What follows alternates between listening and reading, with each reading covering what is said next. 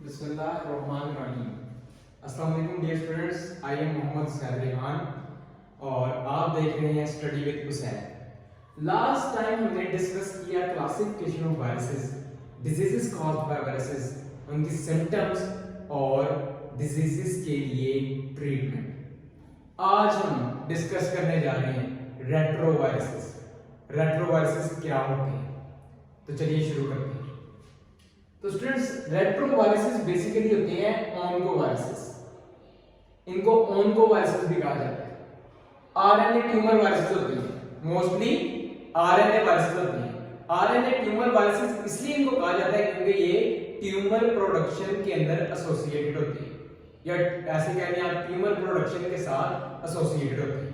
अच्छा, दूसरी बात, ये स्फेरिकल होते हैं, डायडार्मा होते हैं। इनका जो डायमीटर होता है वो लगभग 100 नैनोमीटर होता है। तीसरी बात, most of them are specific. PTB कहती है कि जो रेट्रोवायरसेस है ना, उनमें मोस्टली जो वायरसेस हैं वो स्पेसिफिक होते हैं, यानी कि वो किसी स्पेसिफिक सेल को इन्फेक्ट करेंगे। पर कुछ बच्चों इसमें ऐसे भी हैं जो हर एक सेल को इन्फेक्ट कर देते हैं। फॉर एग्जांपल एचआईवी की अगर बात की जाए, एचआईवी एक रेट्रोवायरस है जो कि रेट्रोवायरस की क्लास लैंडीवायरस से बिलोंग करता है। एचआईवी जो है वो लैंडीवायरस से बिलोंग करता है और ये क्या करता है, ये आपके टी हेल्पर लिम्फोसाइट्स के अंदर CD4 सेल्स के ऊपर अटैक करता है, यानी कि इसका जो अटैक है वो स्पेसिफिक है। अच्छा जी, most of them are specific हो गया। इसके बाद इनके अंदर एक एंजाइम होता है जिसका नाम है रिवर्स ट्रांसक्रिप्टेज। रिवर्स ट्रांसक्रिप्टेज एक ऐसा एंजाइम है जो कि आरएनए डिपेंडेंट डीएनए पॉलीमरेज है, यानी कि ये आरएनए अगर हम इसको देंगे तो ये उससे डीएनए बना देगा, डबल स्ट्रैंड डीएनए बना देगा। रिवर्स ट्रांसक्रिप्टेज और भी होते हैं जिसके अंदर एंजाइम्स कौन से, इंटेग्रेज, प्रोटीएज, उसके बारे में हम आगे बढ़ते हैं। अच्छा, तो एड्स क्या है? एड्स का मतलब है acquired immunodeficiency syndrome which is caused by HIV, human immunodeficiency virus। अच्छा, इसकी सबसे पहले डिस्कवरी हुई 1984 में। 3 यंग होमोसेक्सुअल पेशेंट्स थे जिनके अंदर इसकी सबसे पहले डिस्कवरी हुई। अच्छा, रिपोर्टेड इन अर्ली 1980s, 1980 का जो पहला दौरानिया था उसके अंदर पता चला जी कि ये बीमारी है एड्स। 3 पेशेंट्स थे जो कि होमोसेक्सुअल थे। अच्छा, सिम्टम्स क्या थे उनके अंदर? उनके अंदर सिम्टम्स ऐसी थी कि सडन वेट लॉस, ठीक हो गया, वैस्कुलर कैंसर था उनको, न्यूमोनिया था, लॉस ऑफ इम्यून फंक्शंस था और स्वोलन लिम्फ नोड्स थे। ये मैं लिख देता हूं, वेट लॉस लियो, स्वोलन लिम्फ नोड्स, यानी कि नेक के रीजन में, आर्मपिट के रीजन में या ये ग्रोइन के रीजन में स्वोलन लिम्फ नोड्स थे। Swollen lymph nodes, swollen lymph nodes. अच्छा, तो लॉस ऑफ इम्यून फंक्शन था क्योंकि ये जो वायरस है एचआईवी, ये attack CD4 T helper lymphocytes में करता है, तो जो इम्यूनिटी होती है ना बंदे की, वो पूरी तरह लॉस हो जाती है। साइटोटॉक्सिक सेल्स वो होते हैं आपकी इम्यूनिटी के अंदर जिन्होंने जब वायरस या बैक्टीरिया एंटर हो जाए जिस्म के अंदर तो उन्होंने अटैक करना होता है। अब जब अटैक करने वाली आर्मी को पहले ही बात से आगे कोई मार दे तो बच्चों जिस्म अपनी हिफाजत नहीं कर सकता, क्योंकि आर्मी जो है उसके ऊपर ही तो हमला हुआ है, वो कैसे हिफाजत करेगा जिस्म की? यानी कि ये काम है एचआईवी का। अटैक करता है किसके ऊपर?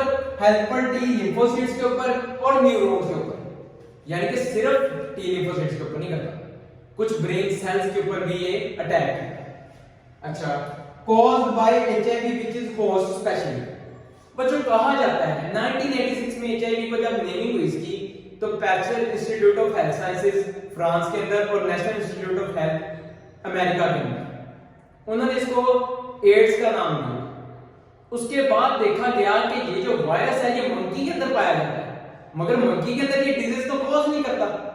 इसका मतलब है कि ये जो वायरस है ये होस्ट स्पेसिफिक है, यानी कि मल्टीप्लाई मंकी के अंदर भी होता है, मगर जो डिजीज कॉज करता है वो सिर्फ और सिर्फ ह्यूमन के अंदर। अच्छा बच्चों, इधर तक हमने देखा कि एचआईवी है क्या। आगे हम पढ़ेंगे कि एचआईवी दिखता कैसे, दिखने में कैसे है। एचआईवी के बारे में एक बात जानना जरूरी है कि एक आरएनए होता है इसका जीनोम जो है। दूसरी बात, ये बाहर वाला जो है ये लिपोप्रोटीन इनवेलप, लिपोप्रोटीन इनवेलप। उसके बाद ये मैंने लिपोप्रोटीन इनवेलप दिखाई जो बाहर वाली आउटर कवरिंग। उसके बाद ये वाली जो कवरिंग है ना इसको हम कहते हैं मैट्रिक्स। मैट्रिक्स ये भी प्रोटीन्स का बना होता है, मैट्रिक्स प्रोटीन्स का बना होता है। ये जो आपको स्पाइक्स से दिख रहे हैं ना, स्टडीड स्पाइक्स में कहूंगा इसको क्योंकि ये एम्बेडेड है लिपोप्रोटीन इनवेलप के अंदर। इसका जो ऊपर वाला ये गोलनुमा हिस्सा है ना बच्चों, ये सर्कल टाइप सा गोलनुमा हिस्सा, इसको कहते हैं GP120। ये ग्लाइकोप्रोटीन का बना होता है, इसको हम कहते हैं GP120। इसका काम क्या है? Attachment to the host cell surface. बच्चों ये देखता है कि कौन सा सेल है जिसके साथ मैंने जाके अटैच होना है, यानी कि जिसके ऊपर स्पेसिफिक रिसेप्टर्स होंगे GP120 उसके साथ जाके अटैच हो जाएगा। और CD4 हेल्पर टी लिम्फोसाइट्स के ऊपर वो स्पेसिफिक रिसेप्टर्स होते हैं, इसीलिए GP120 जाके उसके साथ अटैच हो जाता है। GP41 का क्या काम है जी? GP41 सेल फ्यूजन के अंदर मदद करता है। सेल फ्यूजन का मतलब क्या है? यानी कि एक जो HIV का सेल है, आप देख सकते हैं, वो जब इसके साथ लगता है तो एंडोसाइटोसिस की मदद से वो इसके अंदर दाखिल हो जाता है। तो इसका मतलब है GP41 जो है वो सेल को, ये जो वायरस है इसको सेल के अंदर जाने में मदद देता है। ठीक हो गया। अगली बात, ये है इसका कैप्सिड। क्या है जी? कैप्सिड। ये कैप्सिड है, इसको मैं एक स्पेसिफिक नाम दूंगा, कोनिकल फ्लास्क। शायद आपने केमिस्ट्री में देखी हो, सेम उसके जैसी शेप है, तो मैं इसको कहूंगा जी कोनिकल कैप्सिड। इसका जो कैप्सिड है वो कोनिकल शेप है। अच्छा, उसके अंदर आप क्या देखें जी? ये जो है ये आरएनए का जीनोम है, रेड कलर से जो बनाया गया है, ये वाला ये आरएनए का जीनोम है। ये ब्लैक जो डॉट है ना, ये है रिवर्स ट्रांसक्रिप्टेज। ये ब्लैक डॉट क्या है? Reverse transcriptase enzyme. अच्छा, ये रेड डॉट भी आप देख रहे होंगे, ये वाले रेड डॉट एक ये है, ये है इंटेग्रेज। इंटेग्रेज करता क्या है? ये इंटीग्रेट करता है किसको? वायरल के डीएनए को होस्ट के डीएनए के अंदर, न्यूक्लियस के अंदर इंटीग्रेट करता है, इंटीग्रेशन करता है। अच्छा, अब ये हो गया कि स्ट्रक्चर क्या है एचआईवी वायरस का। आगे हम देखते हैं कि लाइफ साइकिल क्या है।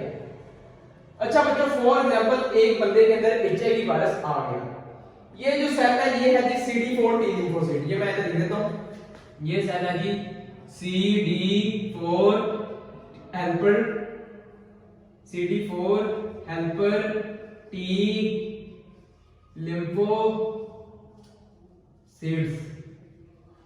CD4 helper T lymphocytes. अच्छा, ये वायरस आ गया जी। GP41 और GP120 ने पहले रिकॉग्नाइज किया कि CD4 सेल कौन सा है, उसके साथ जाके GP41 की मदद से सेल फ्यूजन हुई और एंडोसाइटोसिस के जरिए, ये भी एमसीक्यू है कि किस प्रोसेस के जरिए? एंडोसाइटोसिस के जरिए जो वायरल मटेरियल है वो आ गया साइटोप्लाज्म के अंदर। मैं लिख देता हूं जी, ये क्या है जी? साइटोप्लाज्म। साइटोप्लाज्म के अंदर आ गया। साइटोप्लाज्म के अंदर आता है ना, तो आरएनए के दो स्ट्रैंड्स, कुछ प्रोटीन्स है और कुछ ये एंजाइम है। अब होगा क्या? ये जो सिंगल आरएनए का स्ट्रैंड था ना, ये कन्वर्ट हो जाता है एक हाइब्रिड के अंदर। हाइब्रिड का मतलब है आरएनए डीएनए स्ट्रैंड। बच्चों इधर काम है रिवर्स ट्रांसक्रिप्टेज का। मैं इधर लिख देता हूं जी, ये काम किसका है जी? आरटी का, रिवर्स ट्रांसक्रिप्टेज का। जो क्या करता है? रिवर्स ट्रांसक्रिप्टेज क्या करता है कि आरएनए डिपेंडेंट डीएनए पॉलीमरेज है, यानी कि ये आरएनए को देखेगा और डीएनए को सिंथेसाइज कर देगा। उसने आरएनए के एक स्ट्रैंड को देखा और उसने डीएनए का स्ट्रैंड सिंथेसाइज कर दिया। ठीक हो गया, ये हाइब्रिड बन गया। हाइब्रिड के बाद वो एक और डीएनए का स्ट्रैंड सिंथेसाइज कर देगा। अब ये क्या हो गया? ये का DS DNA, double stranded DNA. दो स्ट्रैंड आ गए बच्चों डीएनए के। अच्छा, ये दो स्ट्रैंड आ गए डीएनए के। अब न्यूक्लियस के अंदर डीएनए एंटर हो गया। न्यूक्लियस के अंदर जब डीएनए एंटर हुआ ना, तो इधर काम करेगा इंटेग्रेज एंजाइम। कौन सा एंजाइम? इंटेग्रेज, जिसका इधर जिक्र हुआ ये वाला, ये रेड कलर का डॉट से जो शेप आपको शो किया हुआ। इंटेग्रेज एंजाइम इधर काम करेगा न्यूक्लियस के अंदर जाके, और वो क्या करेगा? वो एक प्रो वायरस बनाएगा। वो जो प्रो वायरस क्या होता है, इधर ये बात जाननी जरूरी है। होस्ट का जो डीएनए होता है ना, जब उसके साथ वायरल डीएनए को जोड़ दिया जाए इनकॉर्पोरेट कर लिया जाए, इंटीग्रेट कर लिया जाए, उसकी इंटीग्रेशन हो जाए, उसको कहते हैं प्रो वायरस। जो इन दोनों के कॉम्बिनेशन से एक तरह से मिलकर बन गया, उसको कहते हैं प्रो वायरस। यानी कि फॉर एग्जांपल ये रेड कलर से मैंने डीएनए शो किया हुआ है और ब्लैक कलर से आरएनए। अब जो रेड कलर का डीएनए है ये आपको इधर नजर आएगा कि ये होस्ट का डीएनए ब्लैक कलर का और वायरस डीएनए रेड कलर का, ये बन गया एक प्रो वायरस। अच्छा, अब प्रो वायरस और प्रो फेज को हमने मिक्स नहीं करना। प्रो फेज पढ़ा था हमने बैक्टीरियोफेज के अंदर, प्रो वायरस पढ़ रहे हैं रेट्रो वायरस के अंदर। प्रो वायरस जो है वो न्यूक्लियस के अंदर जाके ऐसा बना है और ये एक ह्यूमन का सेल है, ये किसी बैक्टीरिया का सेल नहीं है। अच्छा, प्रो वायरस के इधर कौन सा प्रोसेस हुआ कि वायरल आरएनए बन गया? ठीक है, कौन सा प्रोसेस हुआ बच्चों? ये जो डीएनए था ना, डीएनए ये ट्रांसक्रिप्शन के प्रोसेस के जरिए न्यूक्लियस के अंदर वायरल मैसेंजर आरएनए में कन्वर्ट हो गया।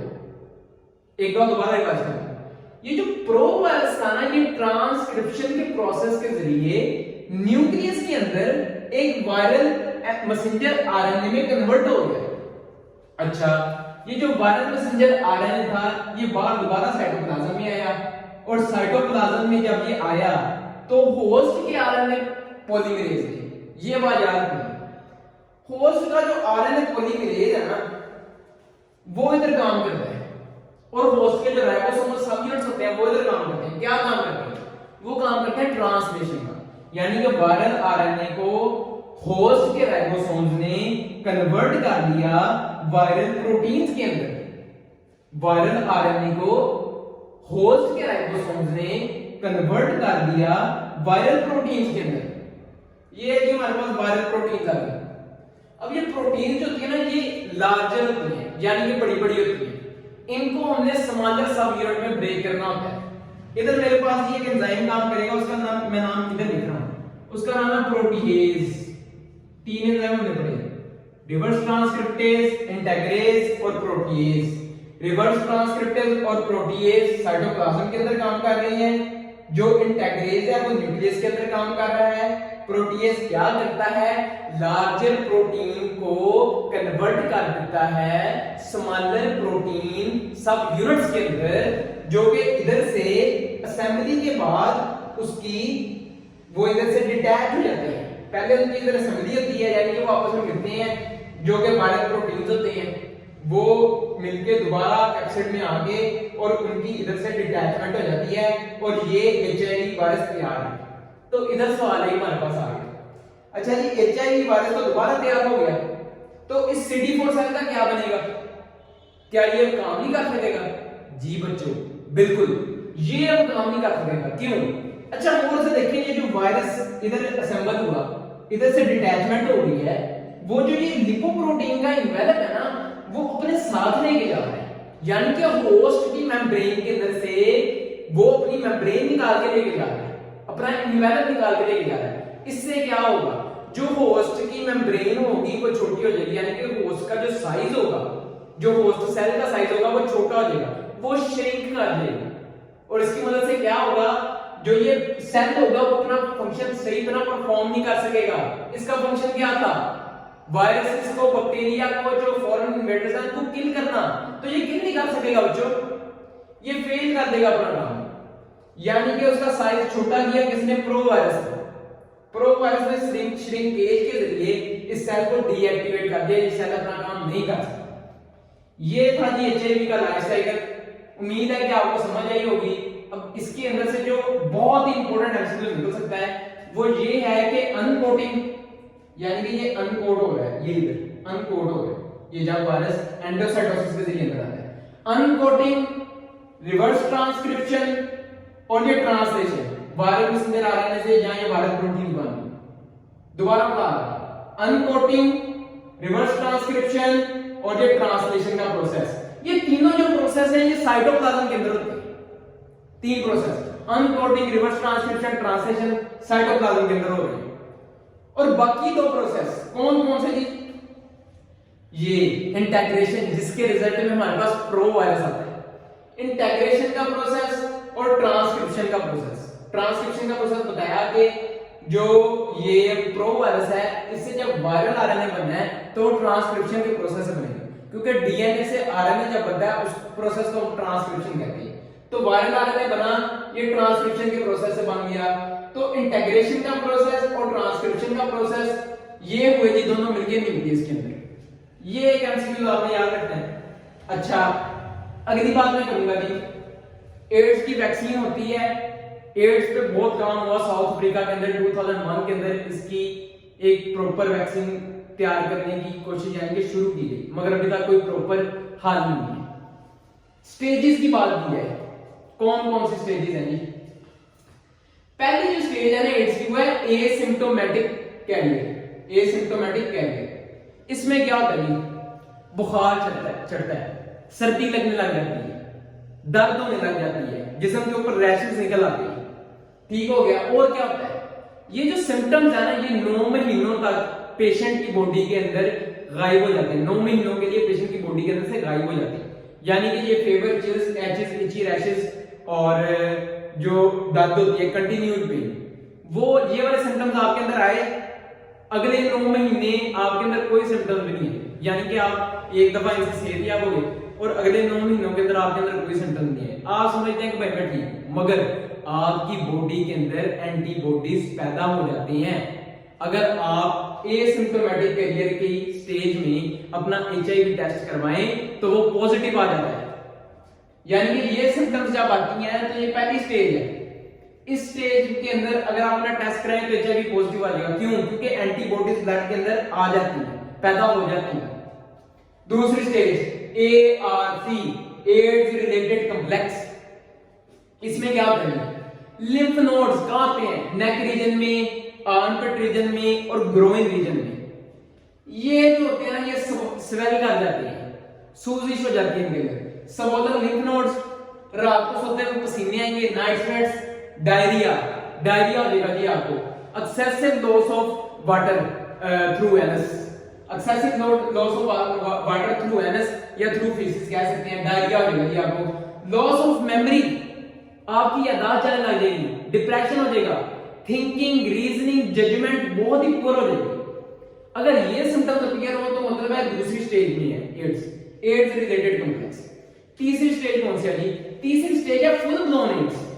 वो आपसे पूछता जी इन तीनों स्टेजों में से हम एड्स किसको कहते हैं?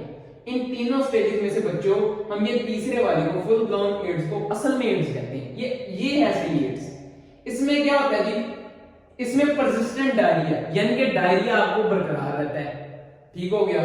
और ऑपर्चुनिस्टिक इन्फेक्शन, ऑपर्चुनिस्टिक इन्फेक्शन से पहले मैं आपको बताऊंगा कि इस स्टेज के अंदर आपकी स्किन के ऊपर लेयर्स यानी कि जख्म बनने लग जाते हैं और वो कैपोसिस सार्कोमा यानी कि कैंसर की अलामत होती हैं, जख्म बनने लग जाते हैं, उसको क्या कहते हैं? कैपोसिस सार्कोमा। ऑपर्चुनिस्टिक इन्फेक्शन हो जाते हैं कि बंदे को। ऑपर्चुनिस्टिक इन्फेक्शन का मतलब क्या है? यानी कि कोई नर्वस डिसऑर्डर हो गया, कोई आपको मस्कुलर डिसऑर्डर हो गया, कोई आपको फंगल इन्फेक्शन हो गया या कोई भी माइनस आपको डिजीज हो गया ना, तो उसकी वजह से आप मर सकते हैं। यानी कि ये ऑपर्चुनिस्टिक इन्फेक्शन का मतलब कोई भी minor disease, fungal infection, nervous disorder, muscular disorder, वो आपके लिए जानलेवा साबित हो सकता है। तो बच्चों ये तीन जो है ना ये स्टेजेस हैं। अब ट्रीटमेंट पे बात करते हैं बच्चों। वैसे तो एड्स की ना कोई इतनी कोई अच्छी खासी ट्रीटमेंट नहीं है मार्केट के अंदर, मगर एक पाई जाती है ART, एंटी रेट्रोवायरल थेरेपी।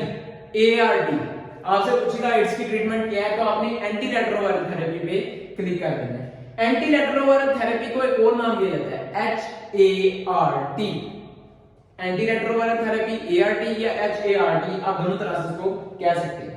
इससे क्या होता है जी? एक तो ट्रीटमेंट बहुत एक्सपेंसिव है, दूसरा ट्रीटमेंट से होता ये है कि जो पेशेंट होता है उसका जो लाइफ स्पैन होता है वो एक नेगेटिव पर्सन जिसके अंदर एड्स नहीं होती उसके लाइफ स्पैन के तकरीबन बराबर है। यानी कि जो पेशेंट है वो एक हेल्दियर और एक लॉन्गर लाइफ स्पैन एंजॉय कर सकता है, मगर ये बहुत एक्सपेंसिव ट्रीटमेंट है। और अगर तो आपको इस स्टेज के ऊपर पता चल जाए कि आपको एड्स है तो फिर ये ट्रीटमेंट हो सकती है। अगर इस स्टेज के ऊपर अगर पता चले तो फिर ये ट्रीटमेंट नहीं हो सकती। क्योंकि उस वक्त एड्स अपना HIV जो है अपना काम दिखा चुका होता है। तो बच्चों इसके बाद मैं आपसे थोड़ी सी बात करता हूं कि एड्स की प्रिवेंशन क्या है।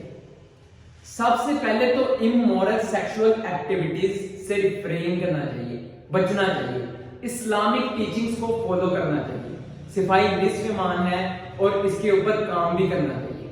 ठीक हो गया। उसके बाद दूसरी जो बात है कि मदर से एक चिल्ड्रन के अंदर ट्रांसफर होती है थ्रू ब्रेस्ट फीडिंग, जब बच्चा अपनी मां का दूध पीता है। अगली बात, जो बार्बर शॉप है उस पे आप ध्यान रखें, अगर इंस्ट्रूमेंट जो है जैसे रेजर है, ब्लेड है, उसकी प्रॉपर स्टेरिलाइजेशन नहीं हुई तो उसके जरिए भी एड्स फैल सकता है। आप किसी का टॉवल इस्तेमाल करते हैं उसके जरिए भी एड्स फैल सकता है। कोई आपको कट लग गया उसके जरिए किसी ने रेजर मार दिया या कोई टूथब्रश आपने यूज किया उसके जरिए भी एड्स फैल सकता है। अब एड्स किन चीजों के जरिए नहीं फैल सकता? एड्स फैलता है जी किसी ने दरवाजे पे हाथ लगाया, आपने उस पे हाथ लगा दिया, एड्स नहीं फैलेगा। किसी इन्फेक्टेड पर्सन ने इस मार्कर को छुआ, मैंने भी इस मार्कर को छुआ, मुझे एड्स नहीं होगा। क्यों? क्योंकि एड्स ऐसे नहीं फैलता। कोई कट लगा हुआ हो या बाउंड हुआ हो तो टूथब्रश किसी का इस्तेमाल करो आप, या आप किसी का रेजर इस्तेमाल करो, उससे एड्स फैल सकता है। अगली बात, एक मिथ है जी कि क्या मॉस्किटो के जरिए भी एड्स फैलता है? नहीं जी, ऐसा नहीं था। मॉस्किटो या अदर इंसेक्ट्स के जरिए एड्स नहीं फैलता। और अगर आप स्विमिंग पूल में नहाएं जहां पे एड्स इन्फेक्टेड पर्सन हो, स्नीजिंग, कपिंग, उसके थ्रू भी एड्स नहीं फैलता। छूने से भी या एक हगिंग से भी एड्स नहीं फैलता। तो इसका हाल यही है कि आप इस्लामिक टीचिंग्स को फॉलो करें। तो बच्चों ये था हमारा लाइफ साइकिल ऑफ HIV और एड्स के बारे में बात हुई हमारी। इसके बाद आप कुछ बच्चे कह रहे होंगे जी कि आपने जी वो बैक्टीरियोफेजिस को पढ़ाया नहीं जी, लाइसोजेनिक साइकिल और लिटिक साइकिल। तो बच्चों एक तो वो MCAT के सिलेबस के अंदर नहीं है, दूसरी बात अगर है भी तो उसके अंदर MCQs बहुत सिंपल से आएंगे, आपको जो आने चाहिए थे वो मैंने आपको बता दिया। आप उनको एक दफा अपनी तसल्ली के लिए रीड कर लीजिएगा बुक के ऊपर से। अच्छा जी, तो आज का ये था हमारा लेक्चर। उम्मीद है आप सारों को समझ आई होगी। अपना पॉइंट ऑफ व्यू जरूर शेयर करें और अल्लाह ताला आपको खुशो खरम रखे और बच्चों तालीम को आगे फैलाएं। अगर आपको लेक्चर अच्छा लगा है तो अपने दोस्तों के साथ भी शेयर कीजिए। अगले लेक्चर तक अल्लाह हाफिज।